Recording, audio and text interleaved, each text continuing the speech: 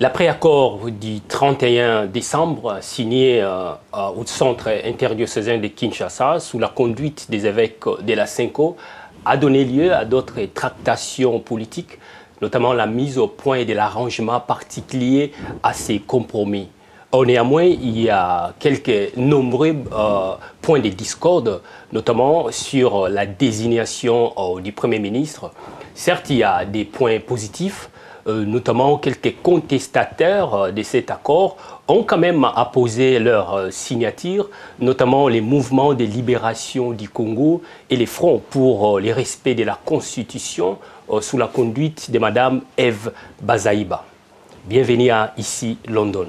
Nous recevons aujourd'hui Mme Eve Bazaïba, secrétaire générale du MLC et coordonnatrice du Front pour le respect de la Constitution.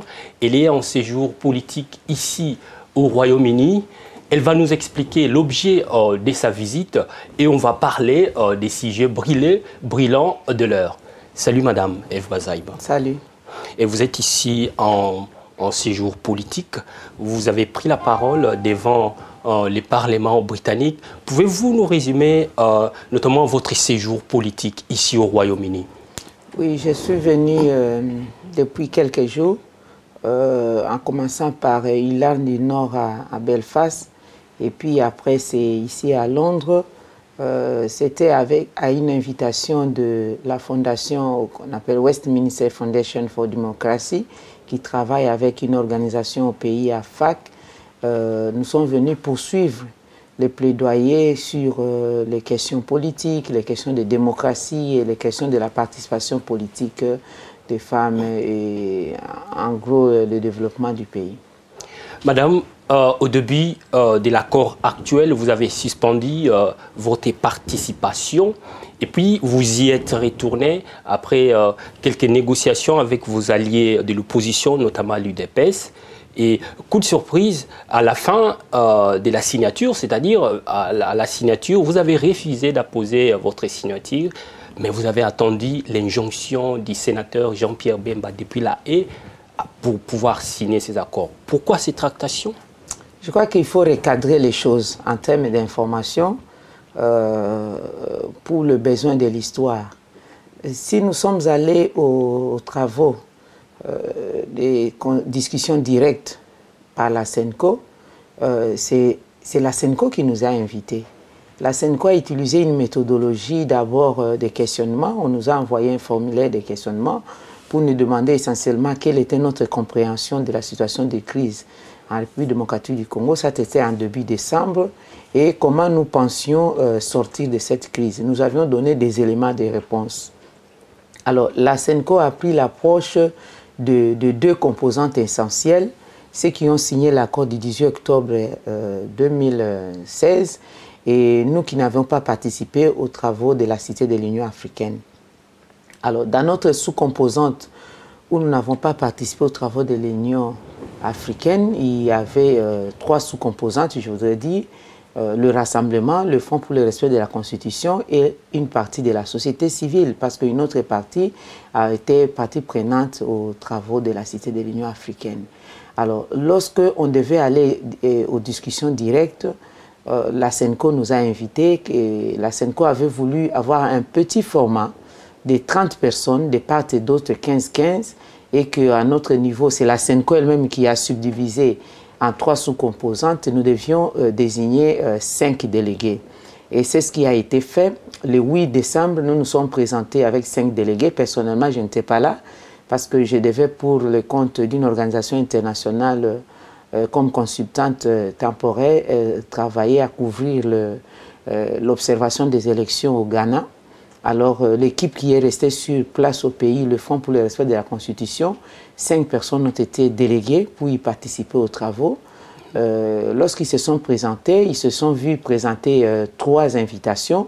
En voulant savoir plus, la Senko a dit que ça va se régler lors des débuts des travaux parce que ce n'était que l'ouverture Alors, les jours des débuts des travaux, au lieu de 5 et 3, nous nous sommes fait entendre dire par un représentant du front, pardon, du rassemblement qu'il n'y a que 2 places qui étaient libérées pour les comptes du front. Alors, nos amis, les collègues ont répondu que c'était bien que quelqu'un du rassemblement puisse y réserver 2 places, mais il n'était pas de leur responsabilité, n'est-ce pas, de distribuer les invitations, parce que ce n'est pas eux qui organisaient l'activité. C'était une activité où nous tous, rassemblement, front et les autres, nous étions invités. Donc c'était à la SENCO de distribuer les quotas des délégations, parce que si la SENCO disait j'ai besoin d'une personne, on enverrait une personne. 2 personnes, on enverrait 2. Mais là, la SENCO avait besoin de 5. Nous avons envoyé 5 et puis finalement c'était 3 et puis finalement on s'est fait entendre dire que c'était 2. Alors nous étions physiquement en difficulté de travailler à 2 parce que la médiation, la SENCO avait prévu 3 commissions. En tout cas, au sein du front, nous n'avons pas la capacité de dédoublement. C'est pourquoi il y a eu ces tractations parce qu'avant d'avancer, il faut d'abord réclamer l'existence. On ne peut pas conjuguer le verbe avoir sans qu'il y ait au préalable le verbe être. Quand on ne nous considère pas, si nous n'existons pas, alors nous allons aller donner quel apport? Eh bien, c'est dans ces entrefaites que la médiation a compris pour démontrer que les questions des quotas, ce n'était pas un combat pour nous. Le plus important, c'était la matière qu'on devait discuter là-bas. Nous avons dit, à la limite, donnez-nous la possibilité d'être présents dans toutes les 3 commissions. Il y en avait 3, la commission élection, la commission institution, gouvernance et la commission décrispation. Donc à 2, on ne peut pas être présent dans toutes ces commissions. Donc à mon retour, nous avons pu avoir ces échanges avec la médiation et nous avons pu obtenir la possibilité d'y travailler à 3. Alors la deuxième phase, c'était à l'intérieur, nous avons senti, il y avait, bon, j'y reviens hein, parce que c'est pour l'histoire, mais sinon ces questions ont été déjà réglées avec la SENCO. Je vous en prie. N'est-ce pas? Alors, je l'ai dit parce qu'il ne faut pas qu'au niveau des médias, on puisse prendre encore la partie et la SENCO sera mal à l'aise pour dire mais comment madame revient alors que nous avions déjà conclu. Alors, nous avions été en face d'un traitement d'injustice. Ça, je l'ai dit en toute franchise.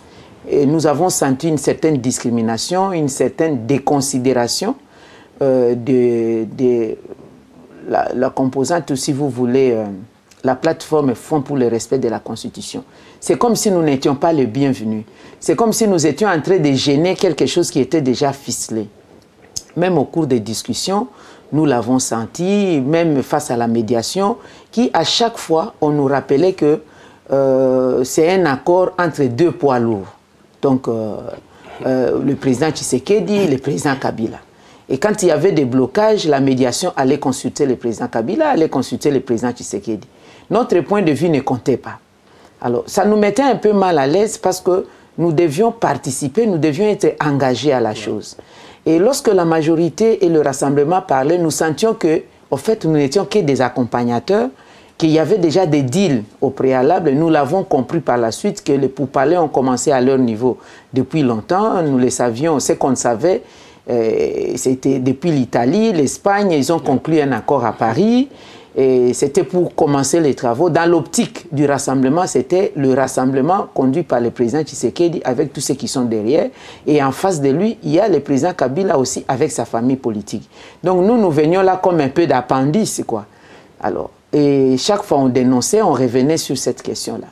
Alors, le dernier jour où nous sommes sortis de la salle, c'était le 30 décembre. Nous avions pratiquement fait tout le travail. Et c'est un travail impeccable. Nous avons donné le meilleur de nous-mêmes. Je crois qu'il y a des témoignages de part et d'autre. Parce que nous avions travaillé avec beaucoup de facilité, il faut le dire. Parce que nous défendions quelque chose qui est fédérateur. Disons, la Constitution, ça s'applique à tout le monde, que vous soyez majorité ou opposition. Quand vous défendez les points de vue de la Constitution, donc vous êtes à l'aise, il y a déjà des préétablis. Voilà.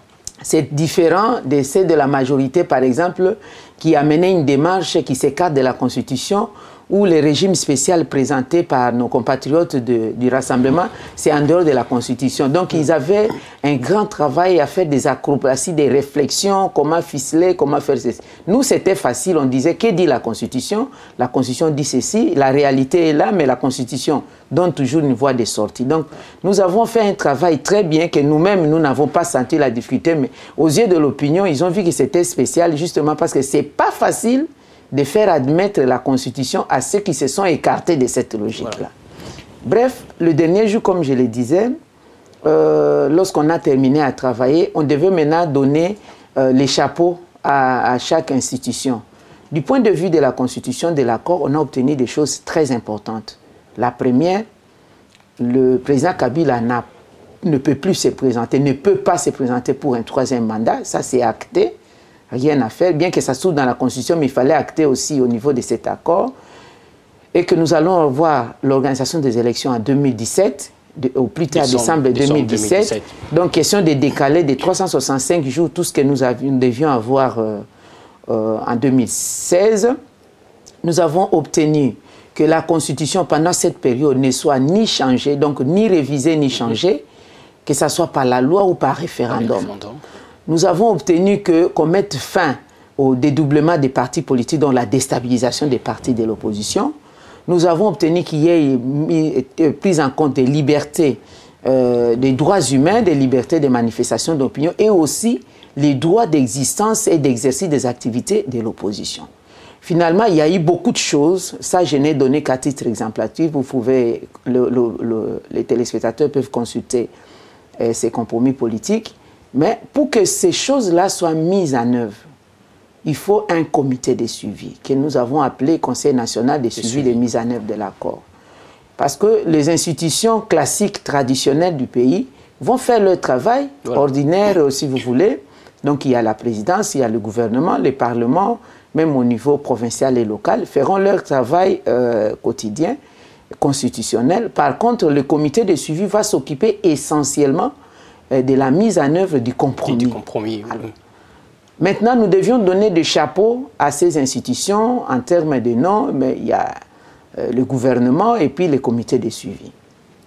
Alors, on a obtenu que le rassemblement, c'est un accord qui était déjà préalablement établi entre la majorité et le rassemblement. Le rassemblement a accepté pendant cette période qu'il y ait le maintien du président Kabila. En contrepartie, le rassemblement, pour se rassurer de l'organisation des élections, va diriger le gouvernement. Donc il y a des points positifs en fait. Nous, on n'en disconvient pas, ce n'est pas notre tasse d'été. Le Front pour le respect de la Constitution n'est pas concerné par le gouvernement. Ça, je pourrais expliquer plus tard. Mais nous sommes intéressés par la direction du comité de suivi. Pourquoi nous l'avons dit?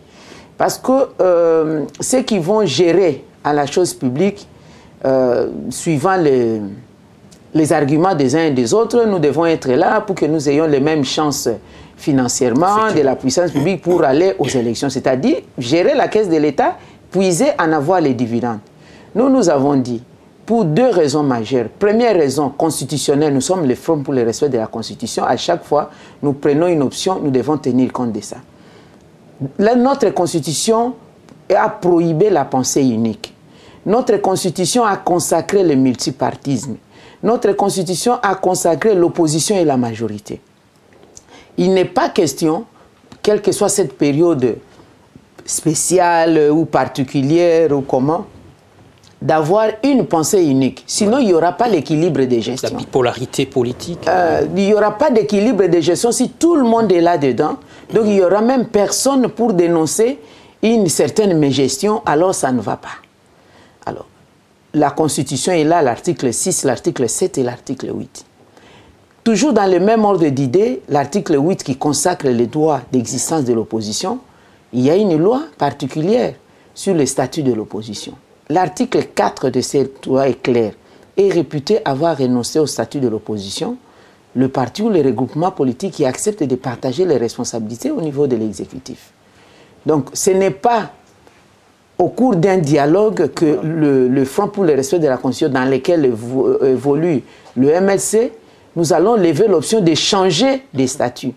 On change des statuts par rapport à l'élection vous faites une coalition, vous avez gagné l'élection, nous prenons maintenant la gestion de la chose publique. Comme on a gagné les élections de gouverneurs à la Mongala, nous sommes au pouvoir à la Mongala, nous avons un gouverneur à la Mongala, nous avons mis en place un gouvernement, ça dépend de nous, c'est un gouvernement de coalition ou quoi, ça c'est nous, nous avons gagné les élections. Mais on n'a pas gagné les élections au niveau national, nous sommes, quelle que soit cette période particulière, nous ne pouvons pas laisser les pays à être dirigés par le monolithisme. Deuxième raison, nous avons dit pourquoi nous devons gérer les comités de suivi. C'est parce que nous ne sommes pas justement impliqués dans la gestion. Dans tout le monde entier, les principes de gestion, de management, on ne peut pas être à la fois dans la gestion et contrôleur de la même gestion. Voilà. Alors, comme le rassemblement avait déjà obtenu la direction du gouvernement et qu'il y aura les partages de pouvoir avec la majorité et les autres composantes, l'opposition politique, la société civile qui a participé aux travaux de l'Union africaine, ils vont partager les pouvoirs à ce niveau-là et que nous ne sommes pas concernés dans la gestion, nous pensons que nous aurons un regard à distance, un regard observateur, un regard non intéressé, désintéressé à gérer les comités de suivi et nous serons pressés pour aller aux élections. Parce que si on leur laisse, c'est très dangereux, ils peuvent se complaire à continuer à aller au-delà. Parce qu'à quel moment le rassemblement ou la majorité va dire, bon, si Mbongo et Koki dans la poche, on peut aller aux élections. Nous avons maintenant assez puisé, on est maintenant un statut identique, vous avez l'argent, nous aussi allons aux élections. À quel moment? Nous nous connaissons politiquement. C'était ça nos raisons. Et nous avons essayé d'expliquer. Alors, lorsque nous avions appris maintenant que le rassemblement non seulement va diriger le gouvernement, le rassemblement aura aussi à diriger le Conseil national de suivi. Nous avons demandé la parole pour dire à la médiation que ça ne va pas être possible. Et notre crainte aujourd'hui s'avère être fondée. Le 30, quand nous avons travaillé, il y a des éléments qui n'étaient pas là, que nous avons retrouvé les 31 lorsqu'ils ont signé l'accord. Le 31 décembre. Par exemple, nous nous sommes convenus que les élections vont être organisées en décembre 2017. Il y a un élément maintenant, l'alinéa, enfin, une phrase qui est rentrée pour dire, je pourrais même, pour ne pas aller dans les mensonges, lire in extenso la phrase telle que nous l'avons retrouvée.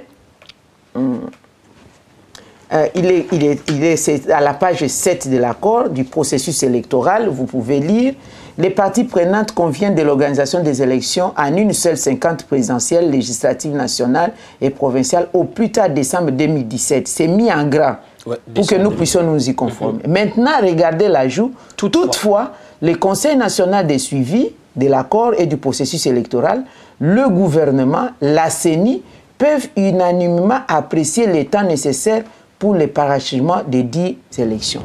Ça, c'est très dangereux. Donc, il y a de fortes probabilités que les élections... Oui, il y a de fortes probabilités que les élections ne soient pas organisées en décembre 2017. Ça, c'est très dangereux. Ça, c'est moquer de notre population. C'est vrai qu'ils disent non, techniquement, on ne peut pas. Ça, c'est faux, archi faux. Donc, nous risquons de tomber dans une situation où les mêmes causes qui ont fait que nous n'ayons pas les élections en 2006 produisent les mêmes effets en 2017. C'est pourquoi nous avons dit on ne peut pas être jugé parti. Il faut, dans la gestion des comités de suivi, il faut quelqu'un qui est en dehors de la gestion. Pourquoi j'ai dit nous sommes tous convenus, si vous regardez même dans le tout dernier chapitre qui parle des comités de suivi. Les comités de suivi, c'est une police citoyenne. Je l'appelais moi police politique, mais il y a quand même des partenaires qui me disent non, au-delà des polices politiques, c'est la police citoyenne. Faire pression au Parlement pour disponibiliser l'arsenal juridique qu'il faut à organiser les élections.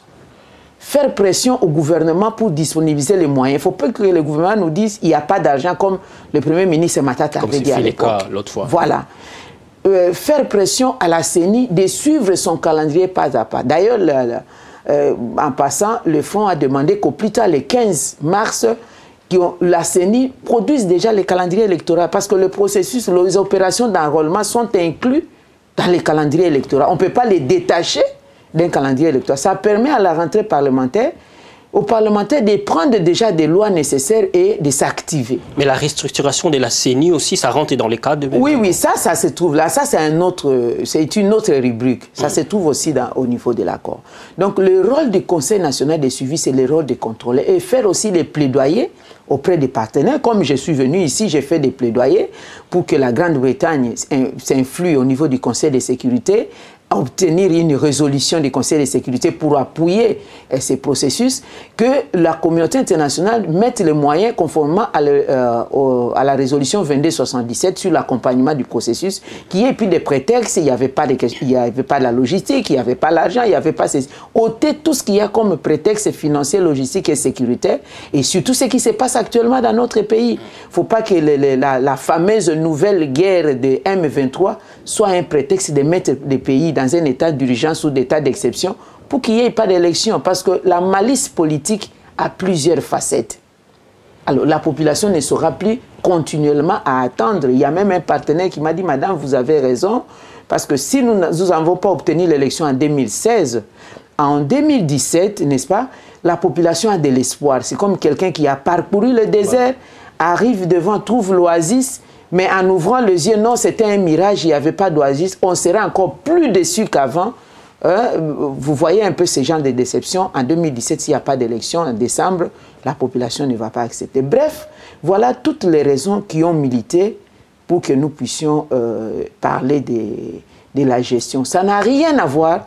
On n'est pas contre le président Tshisekedi, on n'est pas contre les membres de l'UDP, c'est leur droit. Hier, ils n'ont pas travaillé avec Kabila quand il était légitime. Aujourd'hui, ils décident d'être envoyé un premier ministre pour travailler avec Kabila. C'est leur droit, c'est une opinion politique, la matière politique est dynamique. Et c'est aussi notre droit de dire, nous ne pouvons pas à ce stade être dans ces gouvernements parce que nous devons constituer un contrepoids. Et les gens ont raconté dans tous les sens, il y en a qui m'insultent, il y en a qui racontent du n'importe quoi. Ça, je me dis, ça ne sert à rien de nous écarter du débat. Le vrai débat, oui ou non, qu'on ne peut pas être à la fois gestionnaire et contrôleur de gestion. Si c'est oui, il faut l'accepter. Alors, c'est à ce moment-là que nous nous sommes retirés lorsque les prêtres nous ont dit, écoutez, madame, vous ne pouvez pas remettre en cause un accord qui a été signé au niveau de 2 poids lourds. Il y a déjà eu consensus. Nous avons dit, ok, merci, nous sommes des quantités négligeables, des poids mouches. Nous nous retirons. Nous nous sommes retirés. Curieusement, la signature de poids mouches a compté. Tout le monde nous fait des pressions. Il fallait signer, il fallait signer. Mais nous n'avons jamais rejeté cet accord. Ça, c'est le fruit de notre travail. C'était seulement un besoin de nous rassurer de la bonne mise en œuvre de l'accord. Les garanties nécessaires pour savoir que nous allons effectivement respecter les engagements pris dans cet accord. Tenez, on a eu la Constitution avec des échéances, avec des dates, mais ça n'a pas été respecté. Qu'est-ce qui nous prouve qu'un simple compromis qui ne vaut pas la Constitution va être respecté si on ne met pas assez de garde-fous? Meilleur garde-fou, c'est d'avoir un contrepoids politique. Pas en termes d'être des ennemis, mais en termes de contrôler. Parce que si vous n'avez pas de contrôle, vous n'avez pas de garde-fous, mais ce n'est pas pour rien qu'on met des garde-fous sur les ponts. Ce n'est pas parce que tous ceux qui passent là sont des fous. Mais non, c'est un système pour protéger. Nous avions besoin de jouer un grand rôle, avoir le levier qui nous permet de rassurer la population que cet accord sera mis en œuvre. Parce que c'est un autre rôle du Conseil. Je termine cette partie par là pour dire que le Conseil national de suivi a le rôle de faire un rapport quotidien, hebdomadaire, mensuel, trimestriel, et périodique si vous voulez, et tenir informé la population régulièrement. Ce n'est pas un garage. C'est un travail d'opérationnalité 24 heures sur 24. S'il y avait une valeur à donner au président Tshisekedi, moi, on m'aurait demandé à l'époque, parce qu'on ne nous avait pas associés. Ouais. On nous aurait demandé, j'aurais proposé que le président Tshisekedi fût le Premier ministre. Lui-même, il est Premier ministre. Pour d'autres raisons, il peut être même accompagné par un ministre près le Premier ministre pour l'efficacité du travail. Si on nous évoque des raisons que je n'aimerais pas les dire ici, Mais nous l'avons vécu avec le président Kizenga. Ça ne sera pas la première fois. Il y a eu le premier, M. Mayobo, le ministre Mayobo, qui était le premier ministre. Ça a marché d'une certaine manière. Donc on aurait pu avoir. Donc c'est faux que de nous dire non, pour trouver un endroit honorifique au président Tshisekedi, le patriarche, on lui donne le Conseil national de suivi. Pourquoi vous ne lui avez pas donné la présidence? Pourquoi? On aurait pu dire aussi Kabila n'a pas organisé les élections. Il a échoué. Alors on propose Tshisekedi. Nous serions venus pour dire non, par quel moyen, par quelle magie, par quel mécanisme la Constitution ne veut pas. Peut-être qu'on aurait discuté et tombé d'accord pour dire il est le patriarche, il conduit le pays pour organiser les élections. Pourquoi seulement le Conseil national du suivi? Qu'est-ce qui a fait qu'on abandonne maintenant le débat essentiel? Parce que normalement, l'essentiel du débat, ce n'est pas la mise en place du gouvernement. L'enjeu, c'est le départ de Kabila. Le 19 décembre, nous attendions les cartons rouges. Où est parti les cartons rouges? L'enjeu, c'est le départ de Kabila. Mais du coup, je vois les discussions au pays maintenant. L'enjeu, ça devient le gouvernement. Aujourd'hui aussi, le président Kabila demande, avant qu'il désigne un premier ministre, qu'on lui envoie 7 noms. Au Monawapi. 7 noms. Effectivement, madame. Là, on rentre déjà, l'accord actuel, dans son application, connaît déjà un délai. Donc, effectivement, ça va impacter dans l'application même, notamment les calendriers. Il n'y a même pas un calendrier électoral, même si la date, l'accord est clair. Hein. Merci pour l'explication d'ailleurs, madame. L'accord est clair au plus tard, en décembre 2017. Mais déjà là, le gouvernement qui est censé organiser ces élections n'est pas encore mis en place. Le Conseil national de suivi de ces accords n'est même pas encore installé. Ça capote déjà quelque part. Oui, il y a des inquiétudes. Vous savez pourquoi il y a des difficultés. Tout accord, loi, constitution, convention, si c'est basé sur les personnes, c'est fragile. Il faut baser sur les principes. Quand vous basez sur les principes, ça dure dans les temps. On peut même l'utiliser plus tard. Moi, je vais prendre seulement l'exemple de l'UDPS.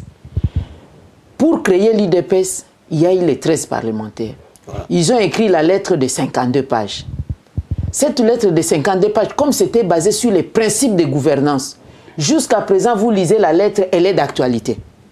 Mais si on l'avait basée sur des personnes, tout le monde a disparu. Il y a encore combien de parlementaires qui étaient là? Ça, c'est seulement l'exemple que je donne. Nous sommes allés dans trop de détails individuels. Ça pose problème. Et puis, il y a un problème de volonté politique. Est-ce qu'il y a la volonté dans les chefs de la majorité pour respecter que le président Kabila est dans son deuxième et dernier mandat qui doit partir? Non, il n'y a pas de volonté. Ils font des stratégies, ils tournent la langue, ils tournent des stratagèmes et tout pour trouver ne fût-ce que minute par minute de prolonger son mandat. Ce n'est pas le problème du troisième mandat du président Kabila n'est pas d'actualité. Depuis longtemps, il n'a jamais dit qu'il veut un troisième mandat. Mais il veut un glissement. Le mot glissement, c'est-à-dire aller au-delà de son mandat, Kaka Boyeti, ça dire son nom comme les Ouest-Africains disent jusqu'à on ne sait pas. C'est ça le problème. Deuxièmement, du côté du reste de l'opposition dans son ensemble, je ne vais pas aller dans les détails. Est-ce qu'on est vraiment convaincu de ce que nous faisons, les combats pour dire nous devons faire respecter la loi, la constitution, nous devons aller vers la démocratie, voilà, les cycles électoraux? Non, il se pose un problème. Il suffit de voir la personne qui discute, nous voulons, et si on propose les postes, abaisser garde. Si on propose l'argent, abaisser garde. C'est ça le problème. Alors, nous qui disons que nous n'allons pas participer au gouvernement, on nous fait des pressions. On commence même à rentrer dans le front, à rentrer dans le cadre du MLC pour susciter les ambitions.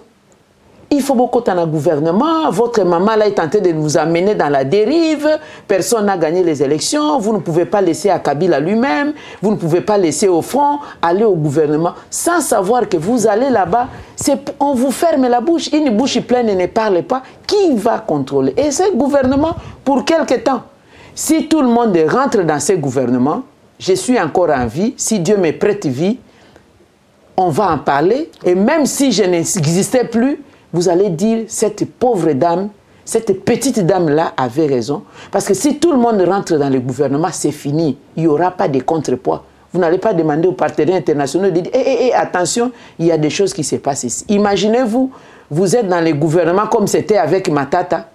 Tout l'argent mis à la disposition de la CENI n'a rien obtenu. 250 millions de dollars chaque année mis à la disposition du gouvernement à travers le budget voté au Parlement pour l'organisation des élections en 2012, 2013, 2014, 2015. On vous informe maintenant, cet argent était en train d'être ponctionné par des individus dans les comptes de la CENI à la BGFI Bank. Tous ceux qui étaient au gouvernement l'ont bouclé, les savaient, mais ne peuvent pas parler au nom de la solidarité gouvernementale. Ça sera pareil. Je vous ai dit, les mêmes causes produiront les mêmes effets.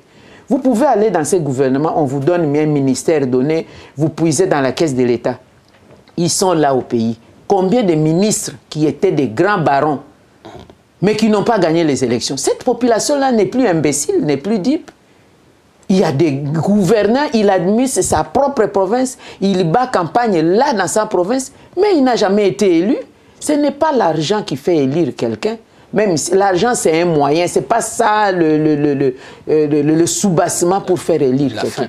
Madame, voilà. Vous parlez des élections. Les camps présidentiels a lancé sa centrale électorale, même s'il n'y a pas un candidat. Ils n'ont pas nommé un candidat, mais ils ont déjà lancé leur... À votre niveau, notamment les MLC et les Fronts pour le respect de la Constitution, comment préparez-vous à ces élections? Oui, y aura je voudrais d'abord féliciter les camps présidentiels. Parce que les camps présidentiels doivent maintenant commencer à chercher les dauphins ou les requins de Kabila. Parce qu'eux-mêmes, ils disent que les requins, c'est lui qui va les manger pour que lui survive. Et ils ont un travail. Ils vont le faire. Félicitations pour eux, c'est une bonne chose. Ça fait partie des volontés politiques que nous cherchons. Mais qu'ils les fassent pour de vrai. Parce que nous tous là, nous étions dans la logique électorale, nous y sommes. Depuis longtemps, le MLC, quand le Front n'était même pas encore créé, nous avons dit, pas question de dialogue, cap vers les élections. Et nous avons aligné nos candidats aux élections. En 2015, il y a eu appel à la candidature. Nous avons aligné des candidats députés provinciaux sur 189 circonscriptions électorales. Nous avons payé les cautionnements, $600, sans compter les frais de multiplication des documents, les frais de dispatching sur toute l'étendue du territoire. Notre pays, c'est un pays continent. Nous avons dépensé énormément d'argent. C'est une escroquerie électorale. Où sont parties les élections? Pourquoi on n'a pas eu l'élection des députés provinciaux? Mettons de côté la présidentielle. Pourquoi on n'a pas eu l'élection? Et où est parti cet argent? Quelqu'un peut-il nous dire quelque chose? C'est cette même majorité-là qui parle aujourd'hui de l'élection qui était dans la commande de l'exécutif, qu'il y ait encore. Tous les problèmes que nous avons connus ici, c'est à cause de cette majorité. C'est à cause de cette majorité. Si aujourd'hui, elle prend conscience dans son ensemble, pourquoi il y a eu le G7? Parce qu'il y a eu des bouillonnements à l'intérieur pour dire respectons l'alternance politique. N'est-ce pas? Si cette majorité aujourd'hui prend conscience, nous n'allons que nous en réjouir. Nous-mêmes, nous nous organisons aussi à notre manière. Voilà. On n'embrasse pas plusieurs choses à la fois, pas de lièvres à la fois, sinon vous allez tous les perdre. Nous nous sommes concentrés sur les questions de trouver des solutions à travers ces compromis. Nous sommes en train de nous préparer aussi sur le terrain. Il y a déjà les candidats au préalablement établis par rapport à l'élection provinciale. Je crois que nous allons procéder seulement à la substitution des candidats. Et à chaque fois, nous appelons aussi nos députés, les candidats députés nationaux à s'organiser. Et nous allons postuler à tous les niveaux. Le plus important, c'est d'abord ce que vous venez de dire, la mise en œuvre des cadres pour l'avancement. Les arrangements politiques, les débats aujourd'hui, qui prendra quoi? C'est un débat malsain. Je n'ose même pas le dire dans les médias. C'est un débat qui met mal à l'aise. Mais certains ont fustigé, madame, les points que vous avez soulignés, et certains ont fustigé quand vous avez dénoncé la gestion du gouvernement par les fils Tshisekedi et la gestion du Comité national de suivi des accords par les pairs. Et comme si le père est inspecteur, ça c'est vos mots, le père est inspecteur et puis les fils gestionnaires. Et d'autres, dans le même sens d'idée, ont souligné le fait qu'il n'y a pas trop de neutralité, notamment à votre niveau aussi, où votre mari, M. Massoudi, est suppléant. Et puis ils ont même cité, hein, j'aimerais que vous puissiez répondre à tous ces critiques, ils ont même souligné que votre fille aussi est directrice de cabinet. Que répondrez-vous à toutes ces attaques? Oui, je ne parle même pas en termes d'attaque. Je suis en face des personnes qui n'ont pas l'information, qui n'ont pas peut-être la maîtrise de la gestion de la chose publique. Ce n'est pas tout le monde qui doit connaître, ce n'est pas tout le monde qui doit gérer. Mais le minimum, j'aimerais que ça soit les quidam. Mais les journalistes, les médias quand même, ils sont censés être des investigateurs, n'est-ce pas, pour comprendre. Dans tous les ouvrages du monde entier, concernant la matière de suppléance en matière électorale, ça doit être une personne proche idéologiquement, voire même biologiquement. Vous pouvez être proche biologiquement, mais si idéologiquement vous n'êtes pas proche, ça ne sert à rien de prendre cette personne comme suppléant. Et dans la même ordre d'idée, dans un cabinet, il faut prendre une personne avec laquelle vous partagez la même idéologie. Mais d'entrée de jeu, je vous dis, je n'ai pas mon fils ou ma fille comme directeur de cabinet. Ça, c'est faux, archi faux. Mon assistant, de tous les ans, ça fait maintenant 8e année que je suis en train, non, 7e année que je suis en train de travailler avec cet assistant. C'est quelqu'un du Kasaï de père et de mère. Je l'ai dit, je suis de la province orientale. C'est un jeune homme qui m'a été présenté par rapport à son expertise. Il terminait des études en informatique. Il s'appelle Pierre-Héritier Piana, qui est mon assistant. Il n'est pas d'IRCAB.